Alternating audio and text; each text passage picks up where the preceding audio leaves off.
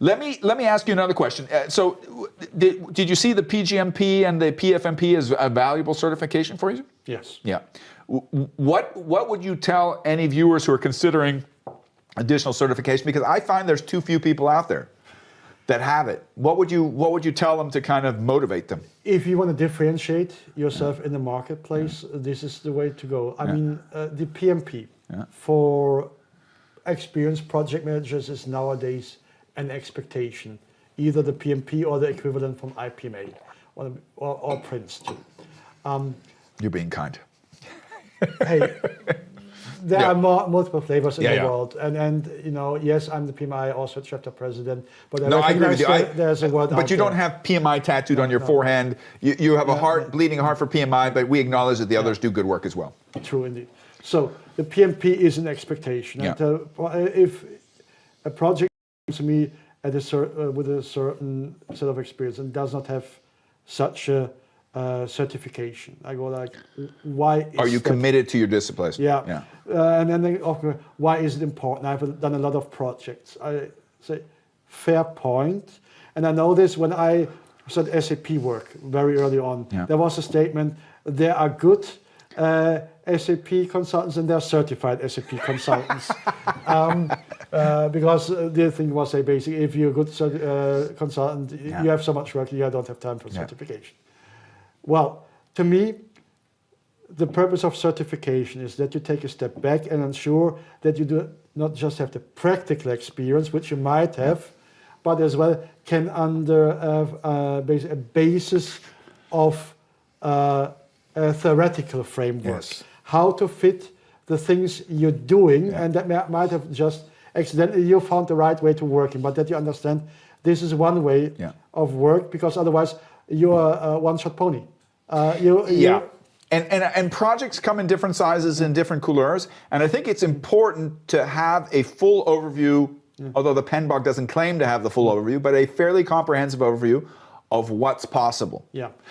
So, I mean, I had the benefit very early on to be in such a large project, 300 million euro project, that we did the whole PMBOK, frontwards and backwards. But not everybody has that opportunity, and you need to be, as you move forward in your career, you need to know the basic. And I think what's also important, the greatest value of the PMBOK, it's a benchmark to see what do I know, what can I improve. Do we have common language? Yeah.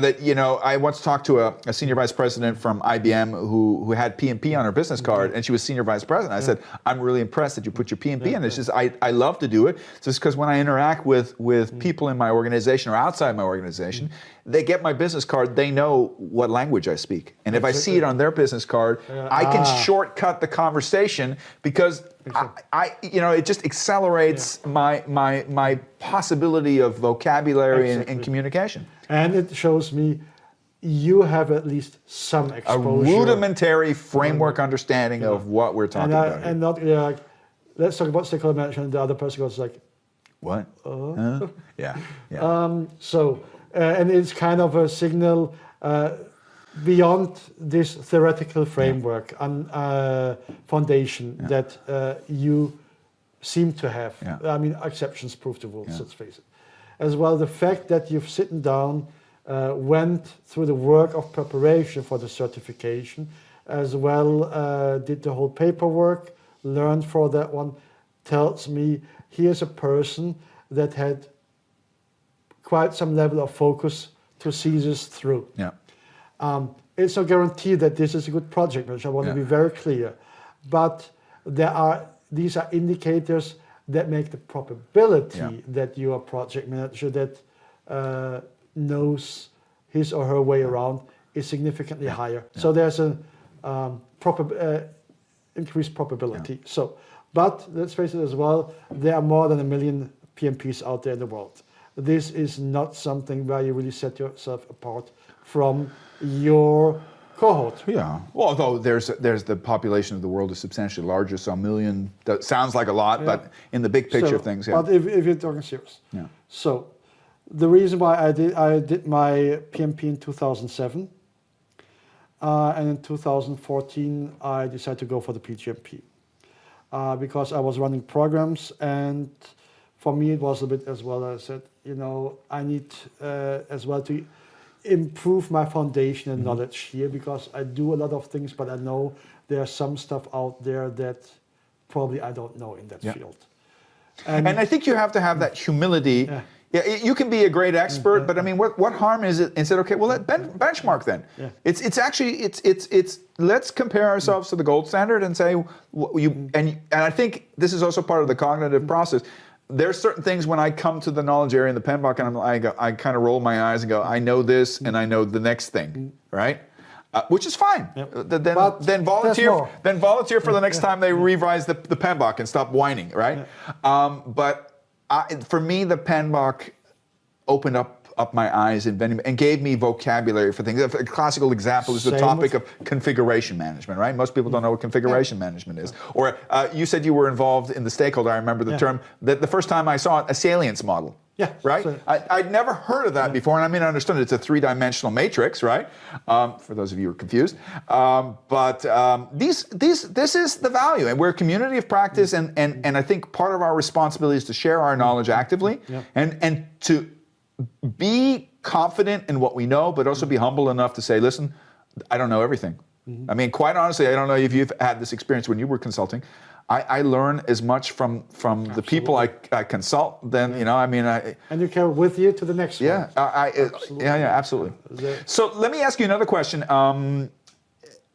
I've kind of limited my certifications, although I got a wish list of things I want to go through. It's just always a question of time. I just sometimes find it better. Because my number one reason why certification is interesting is for learning purposes. Yeah. Okay? I think that should be your motivation, is to learn something. Yeah. But there's other ways to learn as well. And then the second one, I think that where the payback is the reputation or the validation that you have for your curriculum vitae. Right, but you need to understand that there's a diminishing return on that one. Yes. Yeah, especially in Europe. It's not like in the United States where you say, I got a PMP and I'm going to get a 20% salary increase. So I think the PMP, the first motivation should be education, validation. But you were going to say something about the validation part? Right. Again, the PgMP, if you do a certification, and no matter which certification, it needs to be a substantial certification. I get to the topic maybe a little bit later. Where you're in front of your cohort, of your peers, that gives you an edge career-wise. And I've seen that one with the PgMP, where this was, when I did that one, at the time I did it, accelerated my career tremendously. And I wouldn't be, I can say, a business unit director nowadays, and since 8 years, if I wouldn't have done that one. That set me on that track. Yeah. I want you to understand as well, further on, certification, if you do them, and I've decided to pursue a number of them, the boost to your career or to your salary is not that big anymore. So, but then it's more of an American tradition, but it becomes more about the learning aspect. For me, basically, I like to learn towards a goal. So just reading 7 books on the topic, I can do that one, but I prefer to have something waiting there for me where I can say, and that is why I've chosen to do it that way. Again, that was the PgMP was as well about learning, beefing up my program management knowledge, had an impact on the career. But to follow the later certification, I've essentially done 8 certification 2 years then during COVID. Yeah, well, you used the time. Yeah, to me it was basically, at the time I was turning 50, and I realized at the point my excellent training that I received in project management, which I had received through CSC at the time, was essentially 15 years old. Yeah. And I hadn't really full-fledged project management training since then. I said, you know what, just expecting that everything is just as it used to be is probably not realistic. Should I tell you something that happened to me recently? And this is kind of, it kind of says what you're saying in a different way. I do a training for a number of large reputable companies. One of the companies that you worked before, a German company with 3 letters, I do the training for their project management, SAP, I will mention them. Love SAP, great company, great employees. I recently had a guy who was in my course, and he says, you probably don't remember me, but I've been in your course before. And I go, really? I go, you look familiar. And he goes, yeah, I've been in your course 3 times. Okay. And it's a 5-day online course. And I'm like, why? I said, am I that good? I don't think I'm that good. I can't imagine anybody want to listen to me. Die-hard fan, Yeah, that's a diehard fan. And he says, well, it's the easiest way for me to get my PDUs. Okay. And he goes, yeah. And this is what I loved about him. This guy is anytime my equal when it comes to pragmatic application of project management, especially when you say you measure it according to what his needs are, right? I might be able to manage a couple different industry projects better than him, but he manages his SAP project light years from what I could do. But what I loved about it, and this is something that I've learned from people who have lots of experience. I think there's a certain, once again, confidence but humility in the concepts that I know a lot, and I'm not going to be shy. I'm going to stand up for what I know. But I don't mind refresh things. I don't mind. You notice this when you go to a conference. You'll stand there and you'll talk with people, and you'll talk about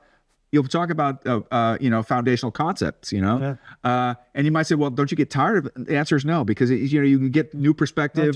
You kind of renew your faith. You add facets to it, and it's kind of like layers and layers of quality that are put on top of it. So